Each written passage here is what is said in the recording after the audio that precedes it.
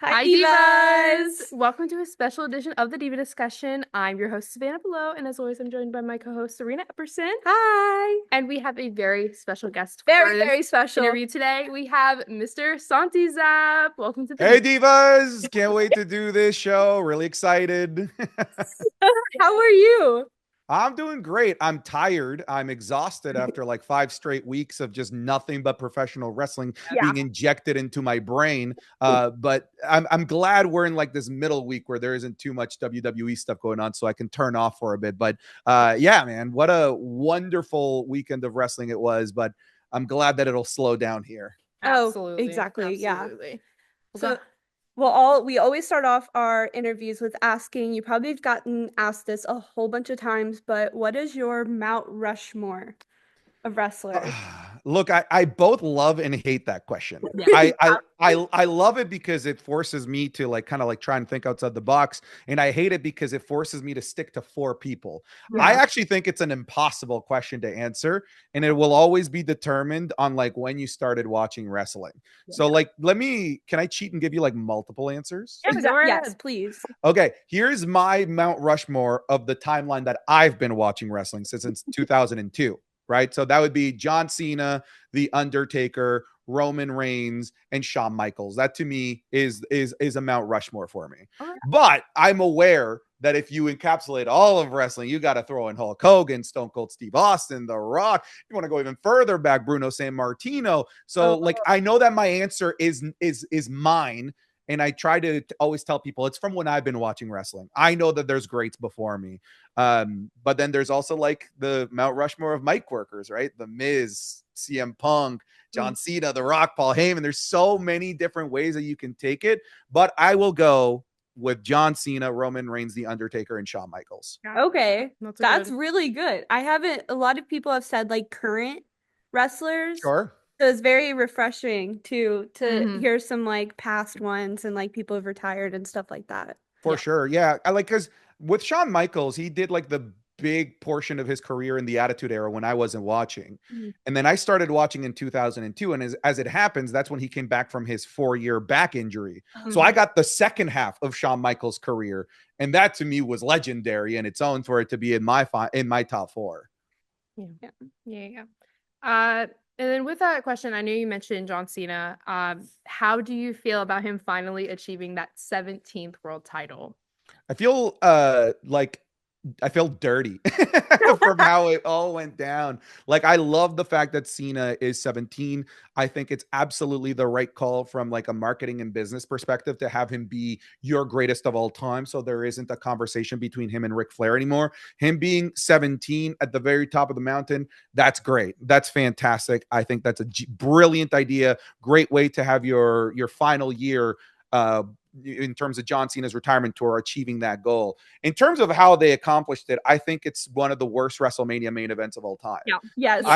I have watched every single WrestleMania main event, and I've been there to watch every WrestleMania main event since 18, like while it's happening. And that might be the worst one. Funny thing is that I didn't mind the match, how it was happening. I'm like, okay, this is a nearly 50-year-old Cena.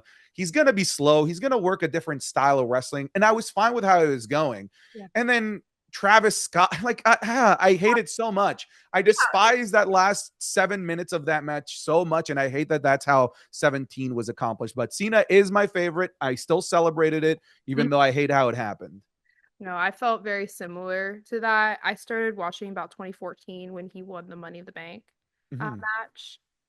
And seeing him get to 17 is great, but seeing how it happened and who was there that made it happen, just, I don't know. I don't know how to feel. For sure. There's an old like piece of folklore called the monkey's paws wish. Do you guys know what that is? No. I do not. Okay, so the monkey's paws wish is a monkey's paw that gives you 4 wishes, and every time you make a wish, one of the fingers goes down. But the problem is that every time you make the wish, it comes with a really bad side effect. So, for example, if I wish I could fly, the monkey's paw will allow you to fly, but you can never land. So you're just always flying. There's always a negative side effect. Yeah. So I feel like we wishing for John Cena to get 17 was the monkey's paws version of this, because now we got 17 with Travis freaking Scott. Yeah. Yeah. Speaking of John Cena, how was it to witness the heel turn of the century in person in front of Drake, mind you? Yeah, that was crazy. That a huge shout out to Netflix for sitting me with celebrities when like I like do not belong. I have a funny story about that, but yeah, the experience of seeing it live. First of all, I'm like, this is the last time I'm going to see Cena live. It's in Canada. It's in my hometown. Basically, I couldn't miss it. And for something that big to happen there, I honestly felt like the luckiest person ever. Yeah. That's Oh awesome. my gosh. And then I do want to ask about Dominic because I know you love to talk about Dominic a lot. Adore this man. Yes. I mean, I'm wearing a Rhea shirt, but how do you feel that he did win the Intercontinental Championship? Yeah, I think it's fantastic. People know that like I meme about how much I love Dominic Mysterio and his handsome hair and his beautiful mustache and his beautiful, beautiful personality. All true. But jokes aside, I think that it's great that they're giving him this big vote of confidence. He's like what, 27? Yes. So Yeah. he still has like 20 years left of his career if he stays healthy. So for him to already be getting this giant vote of confidence from WWE, Intercontinental Champion in a fatal four-way match with just some of the best workers in the industry right now, just tells me that this guy is going to be one of the cornerstones of the company moving forward. And I just love seeing his development. I love watching him as a kid when he was the prize of Rey Mysterio and Eddie Guerrero in a ladder match for the custody of Dom, and seeing him develop to being a really boring and cookie cutter unmasked version of Rey Mysterio, seeing that not work out, and then seeing his trial and errors of trying different things until something eventually worked, and seeing it develop to this point. It just makes me really happy to see somebody like Dom be able to achieve this. Yeah. That's good to hear. It's really cool to see from him getting literally booed out of arenas into now people are chanting for him, and it's just he's so over already just from him winning that championship. It's insane. Yeah, I mean, it just goes to show like fans at the end of the day, like if you are really good at your craft of the world of professional wrestling, there you just become undeniable. You can be the worst of the worst and people will just love you for the work that you do and appreciate the work that you do. And yeah, he's the worst of the worst when it comes to being a heel, but he's so good at it that he just becomes lovable. Exactly. Oh yeah. I think that's the point where it's at now that he was so hated, now he's being loved by every single person. Yeah, it's great to see. For those who aren't familiar with your content, what kind of content do you make? Sure, I make all kinds of content. It all really depends on where you found me, because there are people that only know me through Instagram and TikTok and they think all I do is reaction content to wrestling, the like WWE shows. But then if you go to my YouTube, there's no reaction content. It's all discussions, predictions, more thought out long form content. If you go to my live streaming, it's something totally different. To the Patreon, it's something totally different. So I'm very unique to the platform that I'm on. But at the end of the day, what I would describe myself as is definitely a WWE centric content creator, talking about everything that's going on in the world of the WWE. Sometimes I'll dip my toes into some other wrestling companies, but for the most part, it's been WWE. To clarify, I watch all the other wrestling companies. I watch TNA and AEW weekly, but you just don't see content from me from those companies typically, which funny enough leads to people thinking that I'm some sort of WWE tribalist, that I hate all the other companies. It's like, no, I just don't make videos of every. If I made a video for every wrestling company, I would literally have no life. Exactly. I love how you like specifically like create your content to each platform. I love that. It's so cool. Like you can literally go to like your YouTube, find something different, go to your Instagram, TikTok. It's so cool. And I love Yeah. it. with your YouTube, you do daily uploads, right? And I just think that is so, I don't know what's the word for it. I like inspired to be like that. Oh no, honestly, like a lot of people try to copy the daily format that I've done because it's worked really, really well for me. Yeah. But I always kind of tell people like, hey, it's not. I'm not growing because I do daily. I'm growing because I'm consistent and I always deliver on the schedule that I promise. So when people try to do daily content, they realize they get burnt out, and then all of a sudden they go from daily to a couple days a week to like a couple times a month, and then that kills your YouTube channel and your momentum. I always tell people, pick something that you can be consistent with. It's better to do 3 times a week, the same day, every single week, than it is to do daily videos and fall off from doing daily. You just need to find a way to always be consistent, and so your viewers can know exactly when to find you. I'm a bad example because I do this for a living. This is my job. So I technically have 24 hours a day to do this when the majority of people still have 9 to 5 jobs. So trying to emulate the daily content grind on YouTube is really, really difficult. I did it when I had a 9 to 5, but I also worked from home and was a terrible employee. So you have to find the happy medium. Yeah, there you go. And then I know you mentioned 2002 is when you started watching. Was there any like specific storyline or wrestler that made you a fan in the first place? For sure. The big storyline that was going on when I started watching wrestling was Triple H and Shawn Michaels, where they ended up having like a 6-year feud, basically, during the return of Shawn Michaels. My first pay-per-view that I bought with Christmas money, that was well before Christmas, I asked for it months in advance, was SummerSlam 2002, that had the Triple H versus Shawn Michaels unsanctioned match, which is still one of my favorites of all time. But it was that. Earlier on, it was Hulk Hogan and The Rock. That made me fall in love with it. At the time, I wasn't able to purchase wrestling live, so I actually waited for WrestleMania 18 to be delivered to my local library in VHS format, so that I could take it out of the public library and watch it. Yeah, I love that. that's awesome. She got me into wrestling. I did. She got me Oh, nice. we had a class together, and then she would always talk about it, and then she went to SummerSlam Nice. this past year, Yeah. and then I was at my overnight shift, and I was like looking up like Rhea Ripley versus Liv Morgan, and I was just watching it, and I watched the whole thing, and it got me hooked. The first PLE I watched was Bash in Berlin. Nice. That's a good Last one. year. Yeah. Mhm. And speaking of SummerSlam, we know that you got invited to SummerSlam, didn't you? How Yeah, I was was the experience?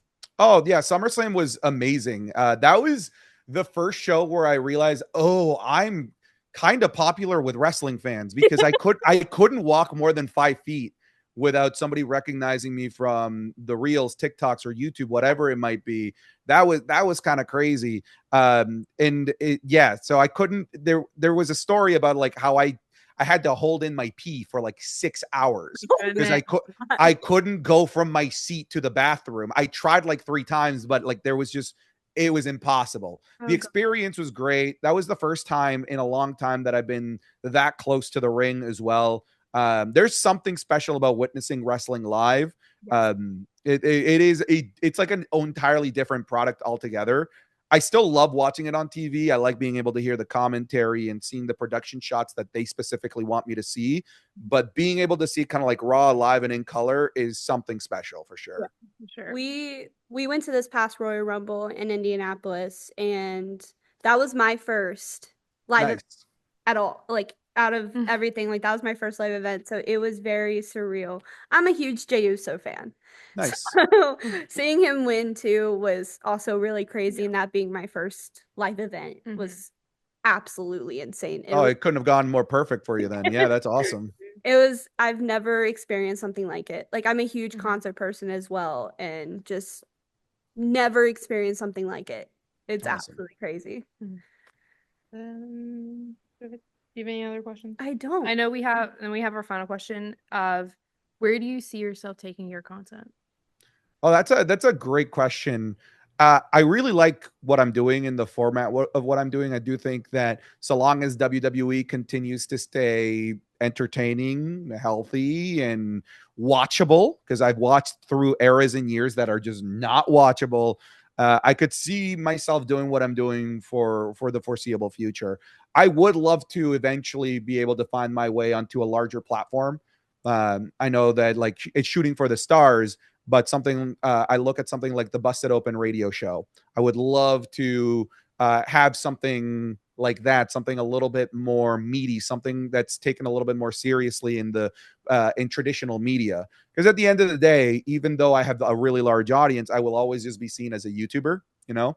But when you get into more traditional medias like that, then I think people start taking you a little bit more seriously.